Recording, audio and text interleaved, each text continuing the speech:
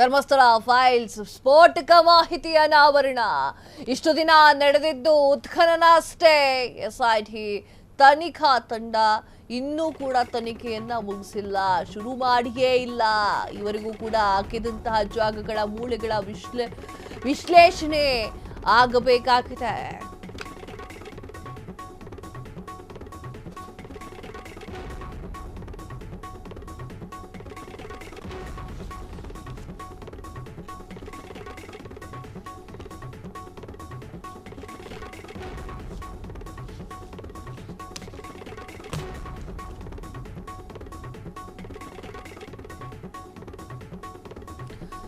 Dharmasthala files ಸ್ಫೋಟಕ ಮಾಹಿತಿ ಅನಾವರಣ. ಇಷ್ಟು ದಿನ ನಡೆದಿದ್ದು ಉತ್ಖನನ ಅಷ್ಟೇ. ಎಸ್ಐಟಿ ತನಿಖೆ ಇನ್ನೂ ಕೂಡ ಶುರುವಾಗಿಯೇ ಇಲ್ಲ.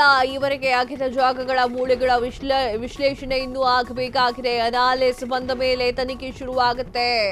ಧರ್ಮಸ್ಥಳದ ಎಲ್ಲಾ ಕಡೆಗೆ ತೋರಿಸಿದರೆ ಆಗಿಯಲ್ಲ. ಹಸಿ ಪಂಜರಗಳ ಶೋಧ ಕಾರ್ಯ ತಾತ್ಕಾಲಿಕ ಸ್ಥಗಿತ ಅಷ್ಟೇ. ಈವರೆಗೆ ಆಗಿದ್ದಂತಹ ಜಾಗಗಳು ಮೂಳೆಗಳ ವಿಶ್ಲೇಷಣೆ ಇನ್ನೂ ಕೂಡ ಬರಬೇಕಾಗಿದೆ. ವೀಕ್ಷಕರೇ, ಎಸ್ಐಟಿ ತನಿಖಾ ತಂಡದ ತನಿಖೆ ಇನ್ನೂ ಮುಗಿದಿಲ್ಲ. ಈಗ ಜಸ್ಟ್ ಸ್ಟಾರ್ಟ್, ಬಿಗಿನಿಂಗ್ ಅಷ್ಟೇ. ಇನ್ನೂ ಕೂಡ ಸಾಕಷ್ಟು ವಿಚಾರಗಳು ಹೊರಗಡೆ ಬರಬೇಕಾಗಿದೆ. ಸದನದಲ್ಲಿ ಅದೇ ಚರ್ಚೆಗಳು ನಡೀತಾ ಇದೆ. ಈ ಕಡೆ ಭೀಮಾ ಯೂಟರ್ನ್ ನೋಡ್ಕೊಂಡು ಕೂತವನೆ. ನನಗೆ ಒಂದು ಗುಂಪು ಹೇಳಿತ್ತು, ಆ ಗುಂಪು ಹೇಳ್ದಂಗೆ ನಾ ಮಾಡಿದ್ದೆ ಅಂತ ಹೇಳಿ ಆತ ಹೇಳ್ತಾ ಇದ್ದಾನೆ. ಆಗಿದಂತಹ ಜಾಗಗಳು ಮೂಳೆಗಳ ವಿಶ್ಲೇಷಣೆ ಆಗಬೇಕಾಗಿದೆ ಎನ್ನುವಂತಹ ಮಾಹಿತಿ ಈಗ ಹೊರಬೀಳ್ತಾ ಇದೆ. ಇನ್ನೂ ಕೂಡ ಎಸ್ಐಟಿ ತನಿಖಾ ತಂಡ ಅದೇನ್ ತನಿಖೆ ಮಾಡಿದ್ಯಪ್ಪ ಅಂತ ಸಾಕಷ್ಟು ಜನರು ಕೇಳ್ತಾ ಇದ್ರು. ಎಸ್ಐಟಿ ತನಿಖಾ ತಂಡ ಜಸ್ಟ್ ಒಂದಿಷ್ಟು ವಿಚಾರಗಳನ್ನ ಹೇಳಿದೆ. ಹಾಗೆ ಆತ ಕೈ ತೋರಿಸಿದ ಕಡೆ ಎಲ್ಲ ಅಗದಿದೆ ಅಷ್ಟೇ. ಉತ್ಖನನ ಮಾಡಿರುವಂತಹ ಸ್ಥಳದಲ್ಲಿ ಸ್ಪಾಟ್ ನಂಬರ್ 6ರಲ್ಲಿ ಸಿಕ್ಕಿರುವಂತಹ ಮೂಳೆಗಳನ್ನ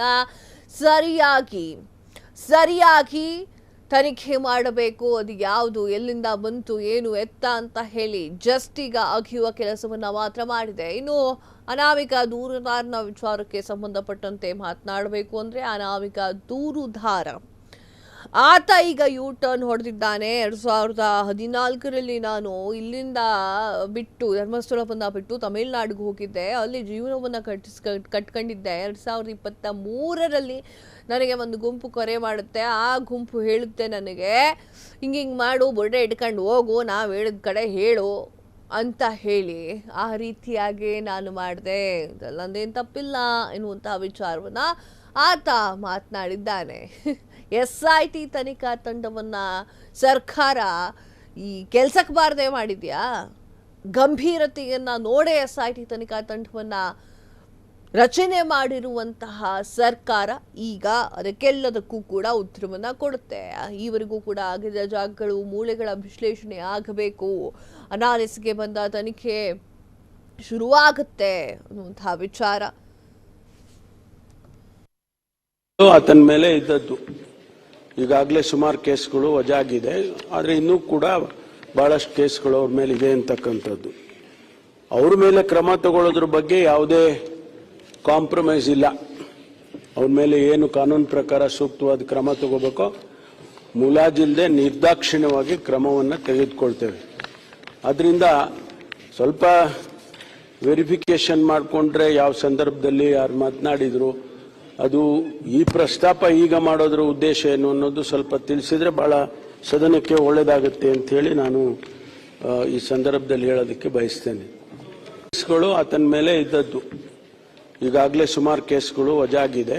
ಆದರೆ ಇನ್ನೂ ಕೂಡ ಬಹಳಷ್ಟು ಕೇಸ್ಗಳು ಅವ್ರ ಮೇಲೆ ಇದೆ ಅಂತಕ್ಕಂಥದ್ದು. ಅವ್ರ ಮೇಲೆ ಕ್ರಮ ತಗೊಳ್ಳೋದ್ರ ಬಗ್ಗೆ ಯಾವುದೇ ಕಾಂಪ್ರಮೈಸ್ ಇಲ್ಲ. ಅವ್ರ ಮೇಲೆ ಏನು ಕಾನೂನು ಪ್ರಕಾರ ಸೂಕ್ತವಾದ ಕ್ರಮ ತಗೋಬೇಕೋ ಮುಲಾಜಿಲ್ಲದೆ ನಿರ್ದಾಕ್ಷಿಣ್ಯವಾಗಿ ಕ್ರಮವನ್ನು ತೆಗೆದುಕೊಳ್ತೇವೆ. ಅದರಿಂದ ಸ್ವಲ್ಪ ವೆರಿಫಿಕೇಶನ್ ಮಾಡಿಕೊಂಡ್ರೆ ಯಾವ ಸಂದರ್ಭದಲ್ಲಿ ಯಾರು ಮಾತನಾಡಿದ್ರು, ಅದು ಈ ಪ್ರಸ್ತಾಪ ಈಗ ಮಾಡೋದ್ರ ಉದ್ದೇಶ ಏನು ಅನ್ನೋದು ಸ್ವಲ್ಪ ತಿಳಿಸಿದ್ರೆ ಬಹಳ ಸದನಕ್ಕೆ ಒಳ್ಳೇದಾಗುತ್ತೆ ಅಂತ ಹೇಳಿ ನಾನು ಈ ಸಂದರ್ಭದಲ್ಲಿ ಹೇಳೋದಕ್ಕೆ ಬಯಸ್ತೇನೆ. ಕೇಸ್ಗಳು ಆತನ ಮೇಲೆ ಇದ್ದದ್ದು ಈಗಾಗಲೇ ಸುಮಾರು ಕೇಸ್. ಕ್ಷಣ ಕ್ಷಣದ ಸುದ್ದಿಗಳಿಗಾಗಿ ಫ್ರೀಡಂ ಟಿವಿ ಸಬ್ಸ್ಕ್ರೈಬ್ ಮಾಡಿ, ಲೈಕ್ ಮಾಡಿ ಹಾಗೂ ಫಾಲೋ ಮಾಡಿ. ಹೊಸ ಸುದ್ದಿಗಳ ನೋಟಿಫಿಕೇಶನ್ಗಾಗಿ ಬೆಲ್ ಐಕಾನ್ ಮೇಲೆ ಕ್ಲಿಕ್ ಮಾಡಿ.